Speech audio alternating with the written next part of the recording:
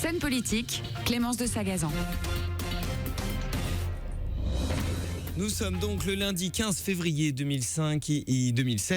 Il est 7h40 et tout de suite nous retrouvons Clémence de Sagazan pour un nouveau numéro de Sun Politique. Ce matin, Clémence reçoit Dominique Rimbourg, député Parti Socialiste de Loire-Atlantique. Dominique Rimbourg, bonjour. Bonjour. Vous êtes avocat de profession, vous êtes aussi député PS de Loire-Atlantique et vous êtes le nouveau président de la commission des lois de l'Assemblée nationale en remplacement de Jean-Jacques Urvoas, lui nommé ministre de la Justice. C'est une des 8 commissions permanente de l'Assemblée nationale. Est-ce que vous pouvez tout d'abord nous rappeler le rôle de cette commission ? La commission des lois, comme l'ensemble des commissions, a la charge d'examiner les textes, les projets de loi gouvernementaux, les propositions de loi qui émanent des députés, avant leur discussion en séance. Depuis la réforme constitutionnelle de 2008, les commissions ont le pouvoir de modifier les textes, et c'est le texte de la commission qui vient en séance.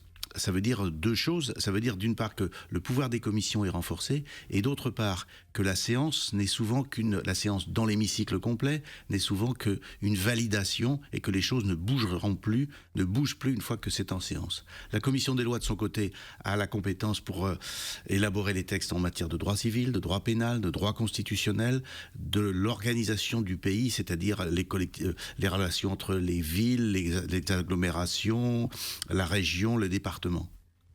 Et après avoir été adopté mardi 9 février par le Sénat, le projet de loi prorogeant l'état d'urgence jusqu'au 26 mai a été voté par la commission des lois jeudi dernier. Le texte sera débattu ensuite dans l'hémicycle demain. Si l'état d'urgence est reconduit, la commission des lois a pour mission de contrôler les mesures, les procédures durant l'état d'urgence, c'est bien cela ? C'est ça. La commission des lois a considéré que c'était un état d'exception, que cet état d'exception nécessitait un contrôle parlementaire, c'est-à-dire que le rôle du Parlement, c'est de contrôler l'action du gouvernement. Mais là, on est dans une situation qui est exceptionnelle, avec des pouvoirs qui sont transférés depuis les autorités judiciaires en direction des autorités administratives, c'est-à-dire qu'en clair, le préfet peut ordonner des perquisitions, le ministre de l'Intérieur ordonne des assignations à résidence, et en conséquence, ces pouvoirs extraordinaires doivent faire l'objet d'un contrôle qui est tout aussi extraordinaire. Donc la commission des lois s'est muée en commission d'enquête, c'est-à-dire qu'elle a le pouvoir de faire comparaître qui elle veut devant elle. Il y a l'obligation pour les gens qui comparaissent de prêter serment, et en cas de mensonge, c'est considéré comme un faux témoignage, et en conséquence, la commission des lois vérifie ce qui se passe. Elle le vérifie à partir des informations qui lui remontent par les gens qui se plaignent, qui écrivent. Elle le vérifie à partir des informations qui remontent par le défenseur des droits. Elle le vérifie grâce à une collaboration avec le ministère de l'Intérieur qui, chaque semaine, envoie les chiffres de toutes les mesures qu'il a prises, et puis par des déplacements. Le précédent président s'est déplacé à plusieurs reprises, notamment dans l'Yonne, à Créteil, dans le Val-de-Marne. Moi, j'envisage de me déplacer bientôt dans les Alpes-Maritimes et d'aller voir un peu comment les choses se passent à l'aéroport de Roissy, avant d'autres déplacements, de façon à ce qu'il n'y ait pas de débordement à l'occasion de cette période, qui est quand même une période de restriction des libertés. Et quel est le bilan de ces 3 premiers mois d'état d'urgence ? Le bilan, c'est le suivant. Il y a eu presque 3400 perquisitions d'ordonnés. Il y a eu 400 assignations à résidence, dont 285 qui sont actuellement en cours. On n'a pas constaté de débordements qui soient des débordements majeurs. Il y a eu un encadrement qui a été un encadrement satisfaisant. La difficulté, c'est qu'à un moment donné, il faut sortir de l'état d'urgence. C'est un état qui est hors du droit commun, donc il faut en sortir. Le sujet là, c'est que fait-on des 285 personnes qui sont assignées à résidence ? Certaines d'entre elles, il n'y a à l'encontre de ces personnes aucune charge possible, donc il faudra peut-être continuer à les surveiller, classiquement, mais sans pour autant envisager une quelconque mesure. D'autres devront faire l'objet de procédures judiciaires. Mais il faut mettre tout ça en place. J'ajoute qu'il y a déjà... Pour certaines d'entre elles sont déjà assignées en résidence depuis 3 mois. Si on repart pour 3 mois, c'est long, donc il faut voir un peu comment les choses évoluent. La procédure fait que, à la fin, le 26 février, la totalité des assignations à résidence deviendront caduques. et le ministère doit reprendre les assignations à résidence une par une. On a rencontré le ministre, la commission des lois a entendu le ministre jeudi dernier, et il a Bernard Cazeneuve, pardon, oui, c'est ça. ceux qui n'ont pas entendu. Il a été entendu jeudi dernier et il nous a expliqué que le ministère allait revoir les assignations une à une et mettre fin à celles qui ne paraissaient plus justifiées, parce que c'est quand même assez long. Parce qu'il n'y a pas d'éléments qui permettent de dire il est nécessaire de continuer à assigner à résidence monsieur untel, on continuera à le surveiller, et puis le ministère va faire l'effort de poursuivre toutes les personnes à l'encontre de qui il y a des charges suffisantes. Alors vous avez écrit un livre, Prison, le choix de la raison, publié aux éditions Economica. C'est le livre que vous avez coécrit avec Stéphane Jacot, ancien secrétaire national de l'UMP. Lui, homme de droite, vous de gauche, mais vous partagez pourtant la même vision du milieu carcéral. Aujourd'hui en France, il y a environ 66 200 détenus, soit l'équivalent de 100 détenus pour 100 000 habitants. Alors, tout d'abord, Dominique Rimbourg, est-ce que vous pouvez nous décrire les conditions dans lesquelles vivent les détenus aujourd'hui dans nos prisons françaises? Eh bien, on est confronté à un phénomène de surpopulation. La moyenne de détenus, le ratio de détenus est passé de 75 pour 100 000 à 100 pour 100 000 de 2002 à 2012. Donc, il y a eu une augmentation importante du nombre de détenus. La surpopulation, elle est concentrée dans une partie des établissements qu'on appelle les maisons d'arrêt. Les maisons d'arrêt incarcèrent les détenus qui ont moins de 2 ans d'emprisonnement à faire, les détenus qui sont en attente de jugement. Et dans ces prisons, il y a une surpopulation qui est égale à 135 détenus. Il y a en moyenne 135 détenus pour 100 places. Donc ils sont plusieurs par exemple par cellule. Ils sont plusieurs par cellule. On met 2 personnes dans une cellule de 1 et parfois on va jusqu'à 3 personnes dans une cellule de 1. Donc il y a une situation qui est insatisfaisante. Et même parfois sur des matelas. Il y a 1000 personnes. Sur des matelas. Chaque nuit, il y a 1000 personnes qui dorment sur des matelas par terre. Alors dormir sur un matelas par terre, ça veut dire qu'on dort dans le couloir entre les 2 lits de la cellule. Donc c'est occupé par 2 autres détenus. C'est donc une situation qui est anormale. Quel est le diagnostic que nous posons, Stéphane Jacot et moi? Nous avons pensé tous les deux que c'était important qu'une pensée de droite et une pensée de gauche se rejoignent pour essayer de trouver des solutions. Le diagnostic, c'est que l'appareil police-justice pénitentiaire, il explose sous la charge de travail.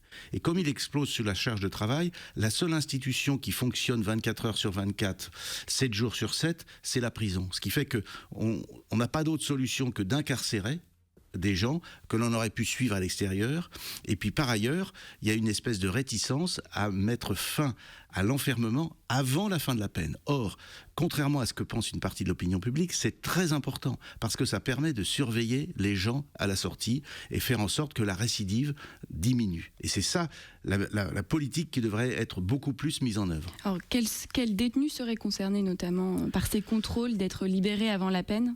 Eh bien, tous ceux qui ont un projet à l'extérieur, qui peuvent dire, voilà, je vais travailler, je vais habiter à tel endroit, et tous ceux qui peuvent faire l'objet de mesures, des obligations diverses, obligation de travailler, obligation de se soigner, interdiction d'aller rendre visite à la victime quand il y a une victime, interdiction de fréquenter tel quartier parce que c'est là que se sont déroulés les faits, interdiction de fréquenter Monsieur X qui était complice ou co-auteur, et il y a besoin de contrôler et de suivre les gens à la sortie. Or, aujourd'hui, 80%... Ça demande aussi de la mobilisation du personnel. Exactement, ça demande de la mobilisation de personnel. Avec la loi Taubira, on a monté le nombre de contrôleurs d'insertion et de probation de 4000 à 5000, le nombre de gens qui travaillent dans les SPIP, d'ailleurs dans le local au-dessus de chez vous d'ailleurs, puisque le bureau du SPIP est à l'étage au-dessus. Il est parti, il a déménagé, d'accord. Et donc il y a besoin d'un contrôle, et on essaie d'associer à ce contrôle les forces de police et de gendarmerie qui ont l'occasion de faire des contrôles d'identité fréquents. Donc il y a un effort, mais cet effort il est très important. Et il y a un manque de moyens. Il y a un manque de moyens, et il faut aussi diminuer la charge de travail, c'est-à-dire que dans la justice, il faudrait déjudiciariser un certain nombre de contentieux, c'est-à-dire traiter autrement une partie, notamment du contentieux routier, la première conduite sans permis, la première conduite sans assurance, voire peut-être la première conduite sous l'empire de l'alcool, laisser la répression administrative avec un recours et faire en sorte que la récidive, soit poursuivie devant les tribunaux. Vous proposez des solutions pour lutter contre justement la récidive. Pour vous, il faut penser à la sortie, à la réinsertion, mais comment ? Eh bien justement, en faisant en sorte qu'il n'y ait pas de sortie dite sèche. Faire en sorte qu'à la sortie de prison, il y ait un suivi, et que ce suivi, il soit il doit avoir 3 conditions. La première condition, c'est qu'il doit être visible. Les peines, elles sont faites pour ceux que l'on punit, évidemment, mais elles sont faites aussi pour la société. La société doit voir l'exercice de la justice. La deuxième condition, c'est qu'il y ait un suivi qui soit un suivi crédible, qui aide. Se traduit comment Qui se traduit par des convocations régulières devant les conseillers d'insertion et de probation, qui se traduit par dans certains cas, par une certaine surveillance policière, et qui se traduit par la vérification des éléments. C'est-à-dire que si quelqu'un vient dire, voilà, j'ai un travail, j'ai des fiches de paye, on vérifie si ce travail existe vraiment, et si les fiches de paye ne sont pas falsifiées. Il y a quand même des vérifications à faire. Il y a tout ce travail de contrôle et de suivi. Alors combattre contre l'oisiveté dans les prisons, vous l'avez dit, c'est important. Se former en prison pour faciliter sa réinsertion. Depuis 2014, les régions financent des formations pour les prisonniers. C'est la région des Pays de la Loire qui en avait fait l'expérimentation. Le nombre de formations proposées est-il suffisant ? Il est important dans les centres pénitentiaires. C'est vraiment 2 mondes différents. Les centres pénitentiaires où l'on effectue des peines au-dessus de 2 ans, là, il n'y a pas de surpopulation, parce qu'on doit attendre qu'il y ait une place se libère, on doit attendre en maison d'arrêt qu'une place se libère. Il n'y a pas de surpopulation, il y a des formations qui sont en nombre suffisant, enfin, à peu près. Il y a des possibilités de travail.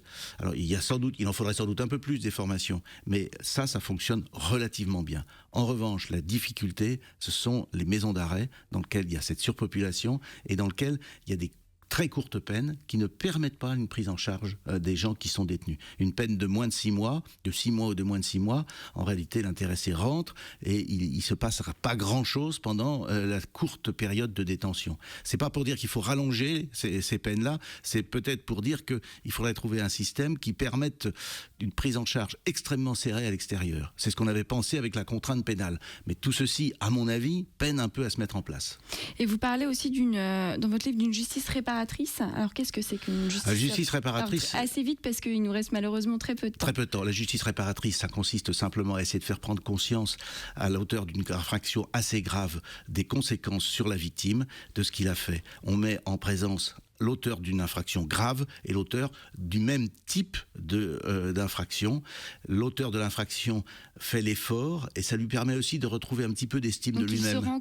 Il se rencontre, mais c'est pas sa victime, c'est le même type de victime. Et la victime, elle a le sentiment d'être prise en considération et d'exister en deux. Alors, de ne plus exister comme objet, parce qu'elle a été objet d'une agression. Donc elle existe comme personne et elle existe en dehors du processus judiciaire avec un agresseur qui lui parle directement et elle peut parler à l'agresseur. C'est encadré, ça fait l'objet de 6 séances, de 6 rencontres qui sont encadrées par une association, des psychologues, de façon à ce que personne ne sorte brisé de cette opération. Ça peut, dans certains cas, être intéressant. C'est marginal, statistiquement. Et vous proposiez aussi la création d'une cellule interministérielle d'aide aux victimes. Après plusieurs jours de suspense la semaine dernière, le remaniement ministériel a été annoncé jeudi dernier. Et Juliette Méadel a été nommée secrétaire d'État auprès du Premier ministre chargé de l'aide aux victimes. Alors vous êtes satisfait de cette création de poste ? C'est une bonne décision. C'est un nouveau poste. C'est un nouveau poste, c'est une bonne décision. C'est surtout utile dans le cas des grandes catastrophes, que ce soit des catastrophes sanitaires, des catastrophes des accidents d'avion, que ce soit malheureusement ce qu'on a vu au Bataclan. Là, il y a une cellule interministérielle d'aide aux victimes qui fonctionne, mais il y a sans doute besoin de coordonner, et cette coordination peut être assurée par une ministre déléguée à l'aide aux victimes. Merci Dominique Rimbourg d'avoir répondu à nos questions. Merci Clémence, merci Dominique Rimbourg donc d'avoir été présent dans nos studios ce matin. Je rappelle que cette interview Sun Politique est à retrouver sur notre site internet le www.leçonunique.com dans la rubrique Sun Replay, que vous pourrez retrouver le vidéocast de cette interview sur nos chaînes YouTube et Dailymotion.